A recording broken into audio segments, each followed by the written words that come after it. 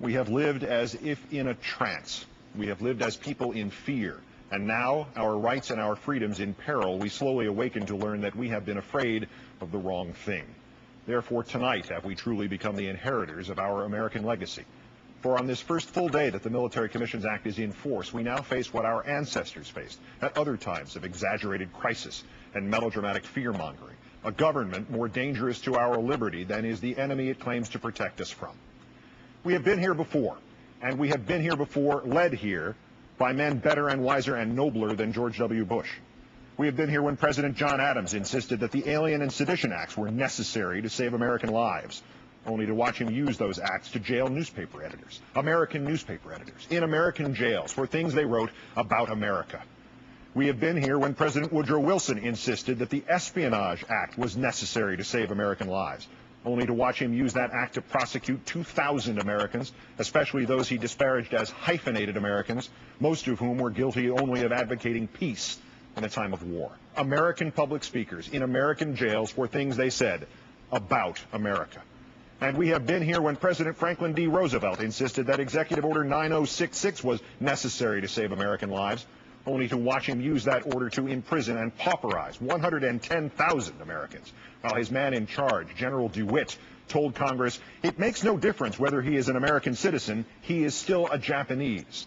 American citizens in American camps were something they neither wrote nor said nor did, but for the choices they or their ancestors had made about coming to America. Each of these actions was undertaken for the most vital, the most urgent, the most inescapable of reasons. And each was a betrayal of that for which the president who advocated them claimed to be fighting. Adams and his party were swept from office and the Alien and Sedition Acts erased. Many of the very people Wilson silenced survived him, and one of them even ran to succeed him and got 900,000 votes, though his presidential campaign was conducted entirely from his jail cell. And Roosevelt's internment of the Japanese was not merely the worst blight on his record, but 4 decades later it would necessitate a formal apology from the government of the United States to the citizens of the United States whose lives it ruined. The most vital, the most urgent, the most inescapable of reasons. In times of fright, we have been only human. We have let Roosevelt's fear of fear itself overtake us. We have listened to the little voice inside that has said, the wolf is at the door. This will be temporary. This will be precise. This too shall pass. We have accepted that the only way to stop the terrorists is to let the government become just a little bit like the terrorists. Just the way we once accepted that the only way to stop the Soviets was to let the government become just a little bit like the Soviets, or substitute the Japanese, or the Germans, or the socialists, or the anarchists, or the immigrants, or the British, or the aliens. The most vital, the most urgent, the most inescapable of reasons. And always, always wrong. With the distance of history, the questions will be narrowed and few. Did this generation of Americans take the threat seriously, and did we do what it takes to defeat that threat? Wise words, and ironic ones, Mr. Bush, your own, of course, yesterday in signing the Military Commissions Act. You spoke so much more than you know, sir. Sadly, of course, the distance of history will recognize that the threat this generation of Americans needed to take seriously was you. We have a long and painful history of ignoring the prophecy attributed to Benjamin Franklin that those who would give up essential liberty to purchase a little temporary safety deserve neither liberty nor safety. But even within this history, we have never before codified the poisoning of habeas corpus, that wellspring of protection from which all essential liberties flow. You, sir, have now befouled that spring. You, sir, have now given us chaos and called it order. You, sir, have now imposed subjugation and called it freedom, for the most vital, the most urgent, the most inescapable of reasons. And again, Mr. Bush, all of them wrong. We have handed a blank check drawn against our own freedom to a man who has said it is unacceptable to compare anything this country has ever done to anything the terrorists have ever done. We have handed a blank check drawn against our own freedom to a man who has insisted again that the United States does not torture. It's against our laws and it's against our values. And who has said that with a straight face while the pictures from Abu Ghraib prison and the stories of waterboarding figuratively fade in and out around him.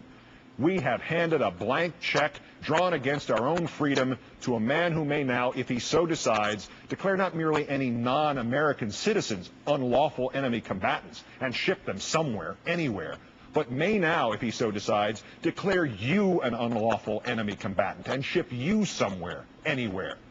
And if you think this hyperbole or hysteria, ask the newspaper editors when John Adams was president, or the pacifists when Woodrow Wilson was president, or the Japanese at Manzanar when Franklin Roosevelt was president.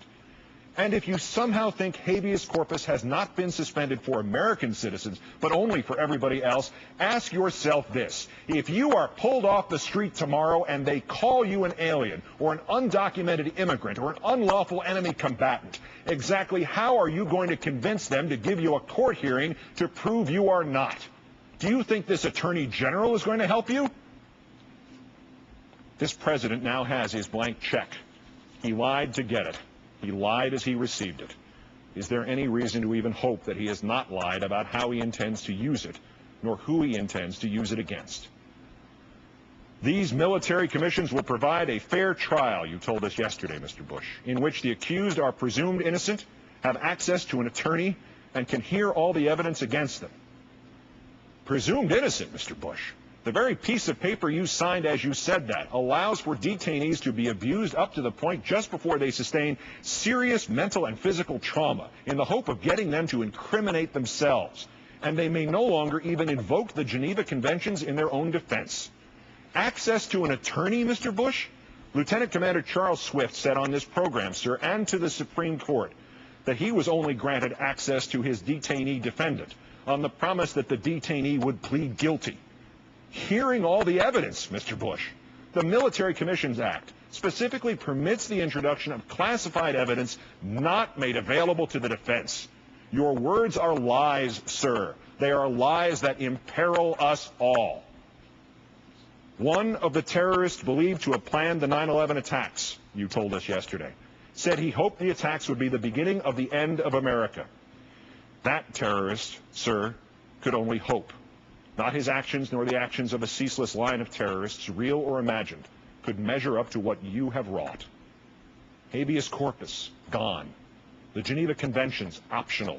The moral force we shined outwards to the world as an eternal beacon and inwards at ourselves as an eternal protection, snuffed out.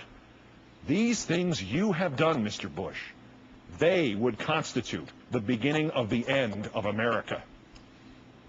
And did it ever occur to you once, sir, somewhere in amidst your 8 separate, gruesome, intentional, terroristic invocations yesterday of the horrors of 9/11, that with only a little further shift in this world we now know, just a touch more repudiation of all of that for which our patriots have died, did it ever occur to you once that in just 27 months and 2 days from now, when you leave office, some irresponsible future president and a competent tribunal of his lackeys would be entitled by the actions of your own hand to declare the status of unlawful enemy combatant 4 and convene a military commission to try not John Walker Lind, but George Walker Bush for the most vital, the most urgent, the most inescapable of reasons. And doubtless, sir, all of them, as always, wrong.